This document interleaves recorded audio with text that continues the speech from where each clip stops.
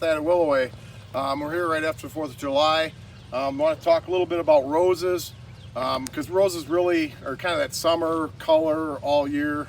Once they start blooming, they never really stop.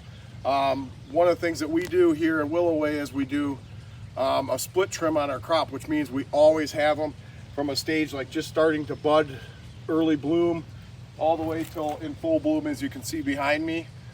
We always pick off of this crop. This is normally what we put on, which is just starting to come into bud again. So you're not going to see a plant that's really like bloomed out and, you know, going. All the shrub roses, knockouts, drifts that we grow are all repeat bloomers, so they continuously bloom. But we want to make them look really good so that they're really just that peak flower. So that's important here. Some of the other things is we do have a regular spray program on roses because we do overhead water.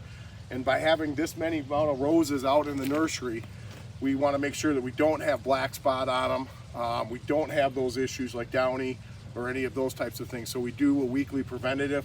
Our plants are really clean, look good.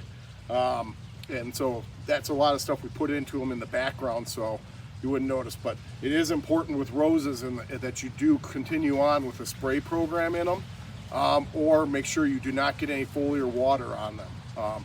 They will get disease real quickly if you do overhead water these. Talk about with roses was just the importance of looking through and making sure, like this time of year, that you've got a good shape in them.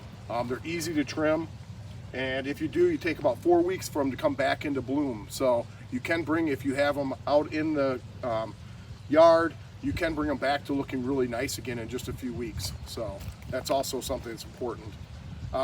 We're into growing degree days. We're at 1450 or 1460, sorry, growing degree days here in Avon.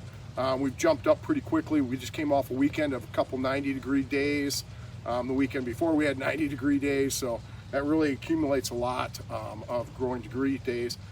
We are coming up at 1550 is peak emergence for spotted lanternfly, and from what I'm hearing in like some areas, there's definitely a lot of nymphs out there. So we will see adults. That's something that you want to be watching for.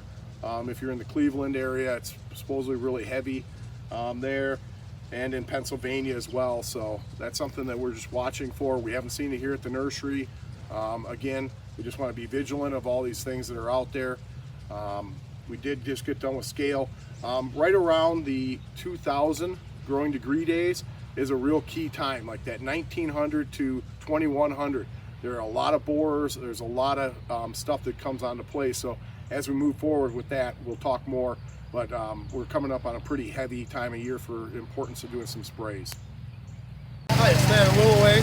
I wanted to show a new tool that we have here in the nursery that we're using. It's a trimming machine for our roses, so we can do the split trims a little faster. One of the things that it really gives us is the ability to get uniformity into trimming. So as you can see, they pick them up off the ground here behind me, put them in the machine on the conveyor belts, and it comes out the other side finished. We set those bars up in there, the sickle bars, the way we want the trim to go, and then we just spread them out on the machine, and it goes.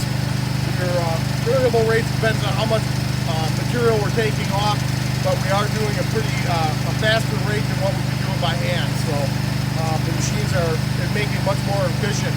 We used to do these split trims with upwards of 8 guys at a time. You can see we're doing the trimming basically with the machine with 2 guys. So a little touch up.